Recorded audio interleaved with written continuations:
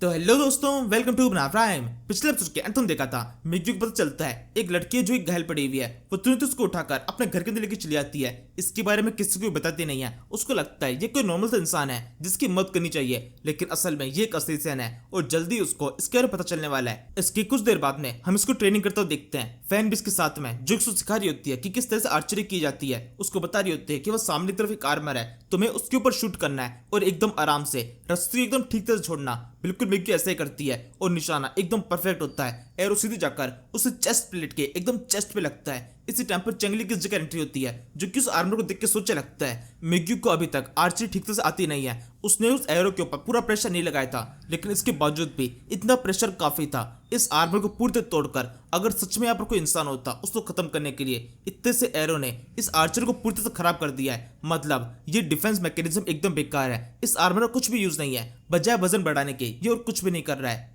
चंगली इस बात को सिस्टम से भी चेक करता है और पता चलता है सच में ये आर्मर एकदम बेकार है। +2 का डिफेंस मिला है, जो कि किसी काम का नहीं होता। नॉर्मल से कपड़े से भी इतना मिल सकता है। ये एक नॉर्मल सा लेदर का आर्मर है। फिर इसकी बात में वो अपने बिल्डर से पूछने लगता है, जिसको अपने साथ में लेके आया है, कि इस आर्मर को बनने में कितना टाइम लगता है। तो बताने लगती है इसके ऊपर कैसे लेयरिंग के ऊपर काम होता है, लेदर पे काम किया जाता है और साथ में थोड़े बहुत आयरन का भी यूज किया जाता है। इस वजह से एक आर्मर को बनने में कम से कम 1 वीक का टाइम तो लगता ही है। इसमें चंगली अगला सवाल करता है, तो क्यों ना हम पूरी आयरन प्लेट का यूज करें, उसके ऊपर थोड़ा काम शायद जल्दी हो सकता है। पूरी एक आयरन प्लेट को लेकर उसको बस सही तरीके से मोड़ देना है और ये काम शायद से थोड़ा फास्ट हो जाएगा। इस पे बिल्डर बोलने लगती है, हाँ काम तो फास्ट हो जाएगा, क्योंकि इसके अंदर हम ये तरीका यूज कर सकते हैं कि पूरी प्लेट को एक साथ मोड़ना शुरू कर दिया। लेकिन वो बिल्कुल भी कंफर्टेबल नहीं रहेगा।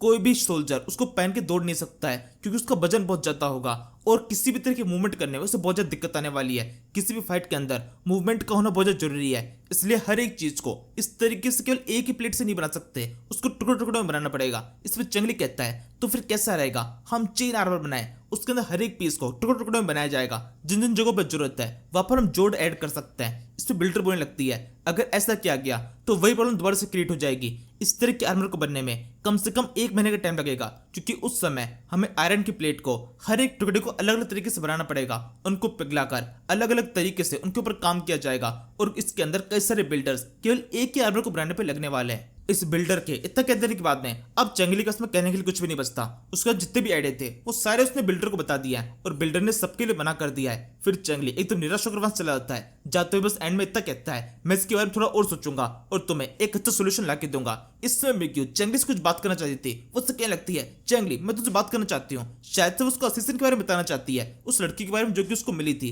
लेकिन चंगली इस समय थोड़ा ज्यादा सोच के अंदर खोया हुआ है। वो एकदम आराम से वहां चला जाता है। मिग्यू की बात को उसने पूछते इग्नोर कर दिया है, अनसुना कर दिया है और इससे मिग्यू काफी ज्यादा गुस्सा आता है कि वो इस तरीके से मेरी बात को अनसुना कैसे कर सकता है। वैसे अगर मिग्यू की तरफ देखा जाए तो क्योंकि वो एक प्रिंसेस है, इसके बावजूद भी चंगली का इस तरीके से उसको इग्नोर कर देना उसको जरूर से गुस्सा दिला सकता है। और उसको गुस्सा आ भी रहा है, सारे गुस्से को वो गालियों के फॉर्म में बाहर निकाल रही होती है। चंगली को चिल्ला चिल्ला गालियां दे रही होती है और चंगली एकदम शांति से वहां चला जाता है। इसी समय एंड्रोलीना की इस जगह पर एंट्री होती है, जो कि यहाँ पर मिग्यू को बुलाने के लिए आई है, क्योंकि स्यूबाई ने उसको बुलाया है। स्यूबाई मेडिकल सेंटर में काम करता है और मिग्यू उस जगह पर असिस्टेंट को लेके गई थी, तो जरूर से असिस्टेंट के साथ में कुछ हुआ होगा। इसी वजह से मिग्यू को वहां पर बुलाया जा रहा है। यहाँ से दूसरी तरफ हम चंगली को देखते हैं, जो कि मार्केट के अंदर आराम से घूम रहा होता है। अभी इस समय वो अपने बुल के ऊपर सवार है, आराम से पूरे मार्केट को देख रहा होता है कि उसकी सिटी कितनी अच्छी तरह डेवलप हो रही है। कुछ ही टाइम के अंदर उसकी सिटी के अंदर और भी काफी सारे लोग ऐड होने वाले हैं और भी ये सिटी इतनी डेवलप हो चुकी है कि अभी चाहे तो वो इस सिटी के अंदर 1 लाख लोगों को रख सकता है और वो सब के सब एक अच्छी लाइफ यहाँ पर आसानी से बिता सकते हैं। इसी समय जब वो आगे बढ़ रहा होता है तो कुछ लोग उसको देख देख के अपना सर झुकाने लगते हैं। उससे पूछने लगते हैं कि हम किसी भी तरीके से आपको कोई मदद कर सकते हैं। चंगली मना कर देता है कि तुम सभी लोग अपने काम में लगे रहो,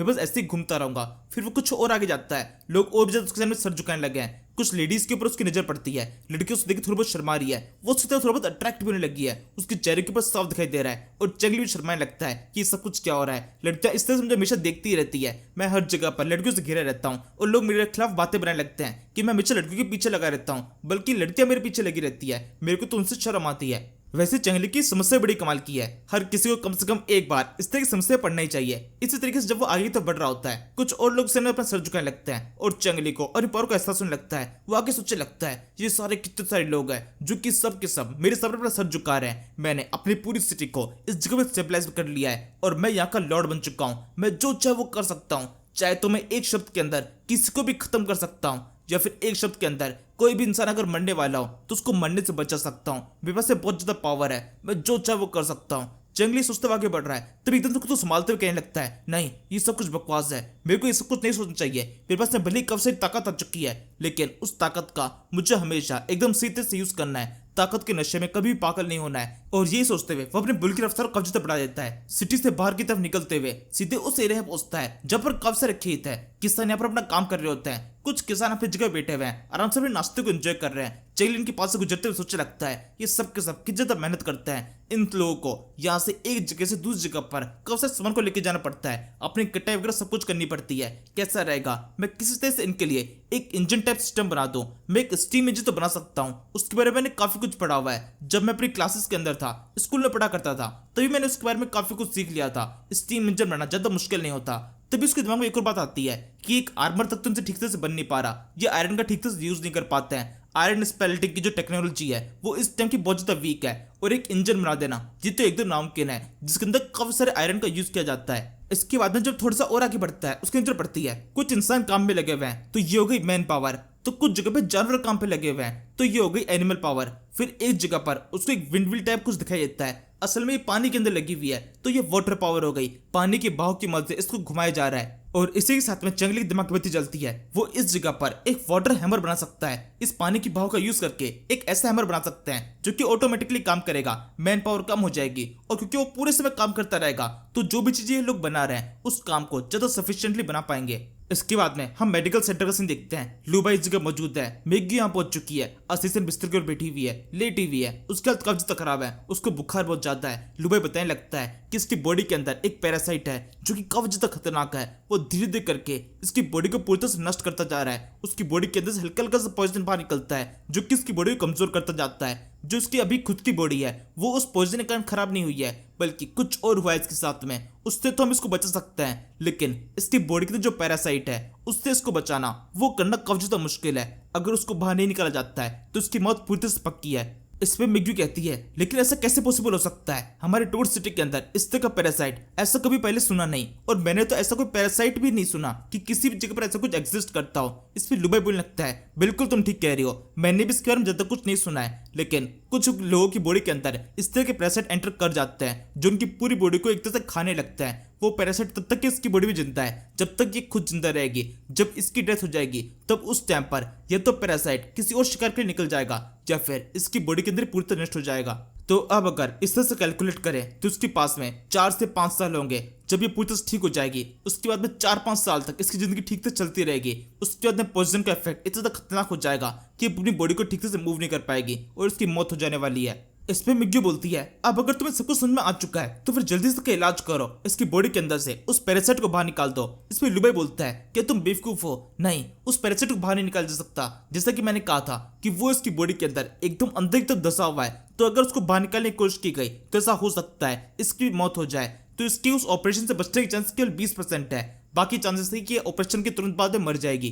तो क्योंकि इसको इस जगह पर तुम लेके आई थी तो ये कॉल पूरी तरह तुम्हारा होगा। अगर तुम चाहो तो हम भी इसका ऑपरेशन कर उस पैरासाइट को बाहर निकालने की कोशिश कर सकते हैं, लेकिन फिर भी इसकी मौत हो सकती है। तुम चाहो तो इसको 4 से 5 साल की जिंदगी दे सकती हो, ये 4-5 साल जिएगी और उसके बाद में सुकून से मर जाएगी, या फिर अभी 20% चांस है इसके बचने के, या फिर 80% चांस है इसके मर जाने के। बताओ तुम क्या डिसाइड करोगे। इससे मिगी थोड़ी सोच पड़ जाती है कि उसे क्या करना चाहिए। वो आगे बोलती है, नहीं मैं कुछ भी डिसाइड करने वाले नहीं हूँ, ये उसकी खुद की लाइफ है, पहले इसको इस जगह में लेके आई थी, लेकिन इसके होश आने के बाद में ये खुद डिसाइड करेगी सच में क्या करना है, इसकी पैरासाइट को बाहर निकालना है या फिर इसी तरीके से जो भी चलता है वैसे चलने देना है। इसी समय लुबाई एक और नई बात को रिवील करता है। वो बताता है ये जो सीजन इस जगह पड़ी हुई है ये हमेशा के लिए ऐसे पड़े रहने वाली है, ये कोमा में है। अगले 4-5 साल जो कि जिंदगी बची हुई है वो कोमा में कटने वाली है। अगर पैरासाइट को बाहर निकाल लिया जाता है जो कि 20% चांसेस है तो ये जिंदा होकर आगे जी सकती है, और अगर नहीं निकाला जाता है तो ये ऐसे पड़ी रहेगी अपनी पूरी जिंदगी के एंड तक, और ऐसे पड़े पड़े मर जाएगी।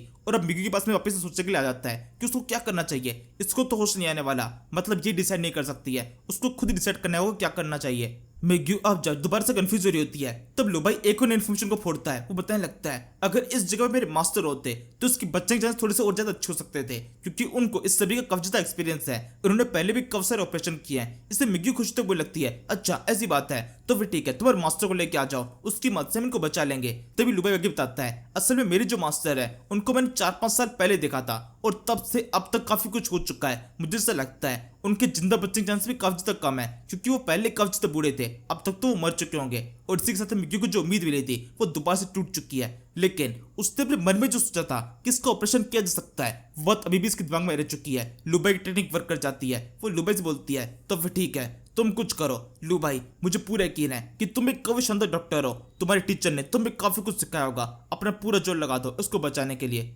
इसी के साथ में यहीं पर इस सीरीज के इस एपिसोड को खत्म कर देते हैं। Thank you for watching.